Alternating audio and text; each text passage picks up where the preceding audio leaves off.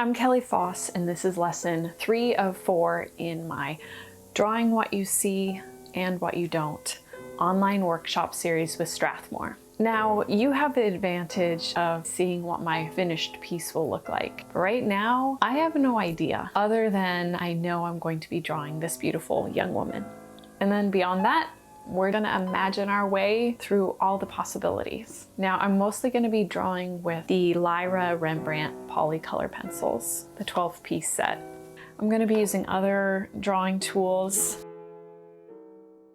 but I wanted to talk to you about the paper. When drawing from imagination, I'm experimenting a lot, and you might be the same way too, where you're not exactly sure what mediums you're gonna be pulling from. So I highly recommend Strathmore's toned tanned mixed media paper. It's a little bit thicker, which I tend to put a little more wear and tear when I'm experimenting. But for this, I am going to use my all-time favorite, the toned tan sketch paper. It's a 9x12 in size, so it's gonna give me some good space to experiment.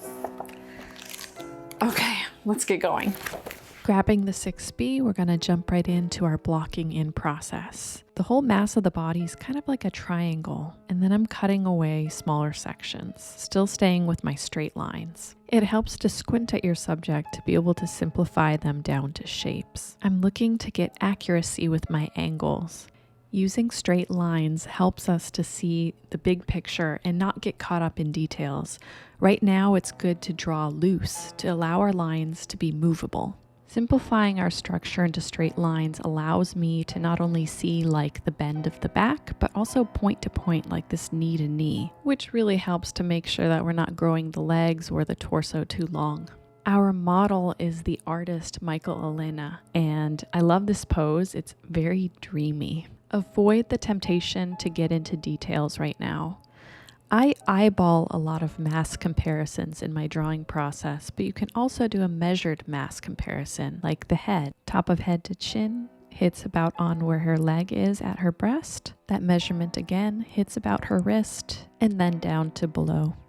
Remember to pause this video whenever you would like, just to draw at your own speed. And be better than I am at taking breaks to sharpen your pencils. Some of my favorite imaginative drawings that I've done have been from times that I've worked with live models, where I have continued drawing from imagination after my session with them is over. Like this model, she posed with a book and looked very calm, but I imagined her as Artemis, the goddess of hunt, with a bow and arrow and a fierce look. And imagining doesn't always have to be fantastical, sometimes just practical. I didn't get enough time to draw this model's legs, so I imagined her in a dress. As I get more specific, I'm still checking tilts and doing mass comparisons. Facial features are like rungs on a ladder that are spaced out differently. This is a good way to think when blocking in the facial features. I'm looking at the distance from her hair to her brow line to the eye line to nose to mouth, mouth to chin. Now I'm judging the distance between each of these areas without committing to drawing the features just yet. I used to tell my portrait students that our first aim is to make it a human and not to worry about likeness, because that does take a little more time and attention. I'm going to grab my Lyra eraser, do a little cleanup, and take my Princeton brush and sweep. I've finally sharpened my 6B, so I can go back in and refine my lines. Where things have been sketchy and I have multiple lines, I am now being more decisive and choosing a line to go with. Let's start going beyond what we see. I'm trying to feel, is she an angel? Nah, but I do want her to have wings. Fairy wings. Okay, upon further investigation, dragonfly wings. When I want a good erase, I will use the white eraser, but I'm going to pull out some of the kneaded eraser just to tap up at areas that I just got a little bit too dark, and maybe refine it a little bit better with my sharp pencil. You know, I am so tempted to make her an outfit of leaves, but I'm fighting so hard not to go down my imagination rabbit hole. So I will leave her in her outfit, because I think a fairy could wear that too. I'm refining some of my lines and adding more details here and there. But I know she's sitting on a couch in reality, but here I'm having her sit. Ooh, okay. I am having her sit in a flower. Something like a daisy, but I'm not going to get a reality reference here. For the sake of composition, I kind of want something round here. Not a bubble, but maybe just a glow around her. I've used my clean tissue to do what I call a fog out, which is just mussing around all the graphite and using my white eraser to clean up areas that should be light. Necessity is the mother of invention. I'm using this lid to get that circle that I want. And now it is Lyra Polycolor pencil time. I am grabbing for the Prussian blue just to outline my dragonfly wings. And I'm going to erase on the paper some of the areas that I'm going to be putting down color. It makes it easier for the paper to receive the color. Brush away the dust to save your drawing from being smudged, your hands from getting dirty, but most importantly, your paper from your fingers' oils. Switching to the light blue, doing a nice transition of color. I'm going to have some of the red in there too. And then with a clean bit of tissue, we're going to see how beautifully these colors blend together. Ooh, isn't that beautiful? Let's add a little bit of lemon yellow to that mix and then some red on top of that. I'm going to mix some of the light blue in with a little bit of that red that I laid down and then pop some Prussian blue into that too. I kind of like how plain the wings are right now, but I think I'll probably add a lot more detail. You never know how far you should go until you've gone too far. I'm going to outline her orb with this Van Dyke brown. I'm going to take this red, which is a dark carmine, and make my little flower a red one with a light orange center. A little tissue smudge, and then I'll grab the black. I've decided this peaceful pose should be because it's nighttime. Let's make this a nice dark blue sky, transitioning to light blue as we get closer to her glow. With a clean bit of tissue, I'm going to flatten out that dither, that static that happens when you are drawing too fast or your pencils aren't sharp enough. Rebuilding those colors, and with the black, I'm adding the deepness between the petals, which on top of that, I'm going to put some of the sap green. Grabbing the black, I'm going to start with her hair here. It might be a little bit too dark. I'm going to grab that Van Dyke brown and outline her head here, then go back to the black. This kind of imitates that the light behind her is glowing. And I'm leaving a zigzag on her bangs or fringe to not draw in, making her hair look shiny.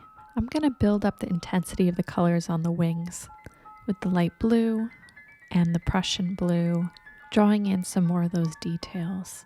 There's so many wings to choose from. I'm kind of tempted to do this pose again, but maybe with a monarch butterfly's wings. Next, I'm reaching for the white colored pencil, which is so beautifully powerful right here on the wings. And then I used it all around the circle and then blended it together with the sky. Let's add some more Prussian blue to that sky, as well as some of the light blue, making that powerful transition of white, light blue, Prussian blue, and then black. With the white pencil, I want to touch on the areas that are the lightest on her skin.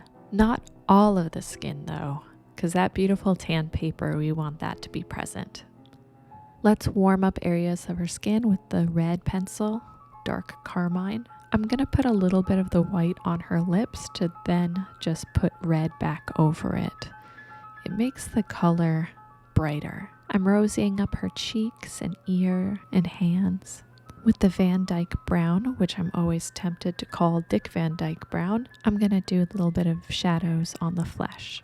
With the black, I'm going to add just a little bit of thickness to the lash line to give the impression of the eyes being ever so slightly open. With the red, I'll build a little bit more rosy blush. And with Venetian red, I'm going to add this warmth to the hair, but then cool it down with the light blue on the shine of the bangs. I'm adding more context to the wings. Look how bright the lemon yellow looks when layered over the. For the saturation that I want in the petals of the flower, I'm going to need to do a lot more layers. But let's build up this whole drawing together and add some green to the shirt. From sap green here, let's switch over to the brighter apple green. And then on to some Venetian red.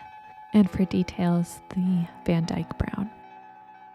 To get back to working on the wings, I'm going to grab the black and just really take my time in getting those individual lines in there. Imperfect, but fun. I'm going to use the Prussian blue, that nice dark blue, to handle the rest of the lines. I need to do more layers of colors on the petals and the center disc. I'm going to use the Venetian red as well as the Van Dyke brown and then the light orange over both of those. Look how powerful layering colors is. Okay, the pants need some attention, so let's tone them down with some black. And then on top of that, let's use some Van Dyke brown. If you take your time in drawing and making sure that your pencils are sharp, you won't have as much static, or as they say, dither, as I do. I think I'm going to make her pants blue just to bring down some of that sky color, deepening the shadows with black. A little more apple green on her jumper, or her sweater, almost like she's sitting in a furry, fuzzy beanbag. I want to make the outside shape of that center of the flower really look fuzzy. Which, if it is good and fuzzy, I need to erase a little bit so it can overlap where she's sitting on it. And then I'll color back in those sections that I've just erased with some orange. And then if that big glow behind her is really glowing, I need to add a little bit more shadowiness in front of her with the black pencil. I really like the addition of the center of the flower being furry. Maybe that's just me, I don't know. I keep adding more and more value to this shadowy side of her. I was first intending this light behind her to not really be behind her, but just her own glow. But you know what? Since it is a night scene, let's make it the moon. With my 6B graphite pencil, nice and sharp, I am mapping out the moon with little craters and such. And now I'm going to use the white pastel pencil for the first time in this drawing, rimming our flower and fairy with moonlight. With a clean bit of tissue, doing a quick smudge of the moon and only the moon. And I'm going to put back in some of those details that I lost with the 6B. Wow, look at that glow. With the white pastel pencil, I'm going to just brighten up the moon, certain little spots and dots, and then erase some lighter areas on our subject, so we have space for some moon glow. And I'm going to erase some dots in the sky too for some stars, which you could use the Polycolor white pencil or the white pastel pencil, but I am using this Lyra white hard pastel and just rimming her with some nice moonlight and a little sparkle on her earring.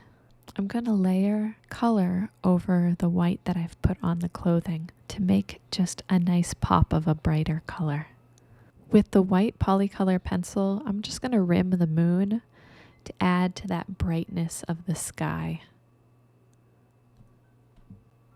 And with the light blue, making sure that color transitions well. All that's left to do, as you know, I always say it, sign your piece. Okay, there she is. I could have gone quite a few ways with this, and I think I still might. That's the beautiful thing about drawing with your imagination. The more you use your imagination, the stronger it gets. How did you do? I would love to see your work. Please post photos in the forum. For about a month as my videos are being posted, I'm going to be active in the chat, commenting on your work, answering your questions, critiquing your art if you'd like. I have a saying with my art, imperfect but fun. I hope this lesson has sparked in you a new level of creativity, that you let go of the stress of making your art perfect and you allow yourself just to have fun. Thank you to Strathmore for allowing this workshop to happen. And we have one more lesson. Lesson 4 is 5 ways to add interest to your art. I'm excited to share these 5 things with you. Until then, see ya.